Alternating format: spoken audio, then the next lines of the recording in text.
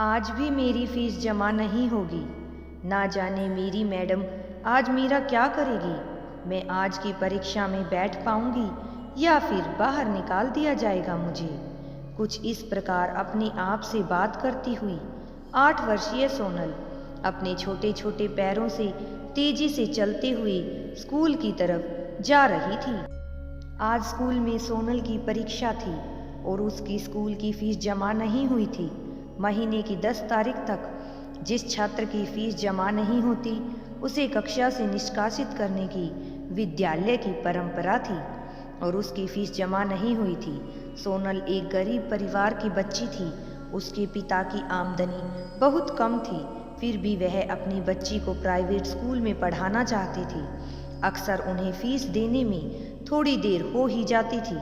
हर बार यह देर हमेशा होती थी, लेकिन इस बार उसकी परीक्षा चल रही थी। इस बार भी अभी उसकी फीस जमा नहीं हुई थी और परीक्षा शुरू हो गई थी। सोनल इतनी कम आयु में भी बहुत समझदार बच्ची थी। उसने अपने माता पिता को परेशान नहीं किया और रास्ते भर यह सोचती रही कि आज उसे फिर डांट पड़ेगी या कक्षा से बाहर निकाल दिया जाएगा, या हो सकता है उसे आज परीक्षा में बैठने भी ना दिया जाए। उसे परीक्षा देने में बड़ी दिक्कत आने वाली थी, फिर भी वह अपने विषय में ना सोचते हुए ईश्वर से प्रार्थना कर रही थी कि वह कुछ चमत्कार करे कि उसके पिताजी की आमदनी बढ़ जाए। वह आए दिन ऐसी कल्पना करती थी कि काश वह बड़ी हो जाती और ढेर सारा पैसा कमाकर अपने पिताजी की मदद कर सकती। वह अपने पिताजी की सहायता के बारे में सोचती रहती। आखिरकार अपनी कल्पना में खोई सोनल विद्यालय में अपनी कक्षा तक पहुंच ही गई। जैसे ही बच्चों को प्रश्न पत्र बांटे गए, वैसे ही एक अध्यापिका ने आकर कहा, जिन छात्रों की फीस जमा नहीं है वह सभी प्रधानाचार्य के कक्ष में चले जाएं।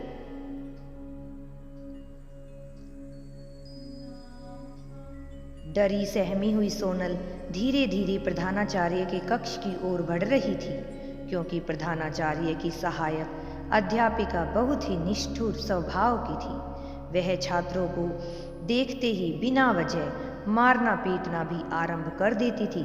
इसलिए सोनल बहुत डरी और सहमी हुई विद्यालय के कक्ष में चली गई। सभी छात्र एक कतार में खड़े हो गए, मानो सभी किसी जेल के मुजरिम हों। इन मासूम बच्चों का यही दोष था ना कि इनके माता पिता विद्यालय की फीस समय पर जमा नहीं कर सके। जमा करने में 2 दिन की देरी कर रहे थे। सोनल का चेहरा लाल हो उठा था। उसकी आंखों में आंसू थे कि एक बार फिर अपने माता पिता का अपमान उसे सुनना पड़ेगा। इसलिए उसकी आंखों में आंसू बह रहे थे। वह मन ही मन ईश्वर से प्रार्थना कर रही थी और अपनी बारी का इंतजार कर रही थी। तभी एक आवाज उसके कानों में पड़ी, सोनल तुम यहाँ क्यों आई हो? वह समझ नहीं पाई। तुम अपनी कक्षा में वापस जाओ। तुम्हारे घर से टेलीफोन आया था, तुम्हारी फीस 20 तारीख तक जमा कर दी जाएगी। सोनल ने आंखें खोली और अध्यापिका की ओर देखा। उन्होंने कहा, हाँ मैं तुम्ही से कह रही हूँ, तुम्हारे घर से टेलीफोन आया था, तुम अपनी कक्षा में अब जा सकती हो। खुशी के आंसू आंखों में भरे हुए वह अपनी कक्षा में गई और प्रश्न पत्र हल करने लगी। सोनल मन ही मन अपने पिता का धन्यवाद कर रही थी। उसे लगा उसके बिना बताए ही उसके पिता ने फीस की बात जान ली और विद्यालय में टेलीफोन कर दिया। सोनल स्कूल की छुट्टी के बाद जब घर पहुंची तब सारी कहानी अपनी माँ को बताई कि किस प्रकार से मेरे साथ स्कूल में क्या क्या हुआ था। उसकी माँ ने कहा, बेटा हमारे घर तो कोई टेलीफोन है ही नहीं, तुम्हारे पिता के पास भी किसी प्रकार का फ़ोन नहीं है।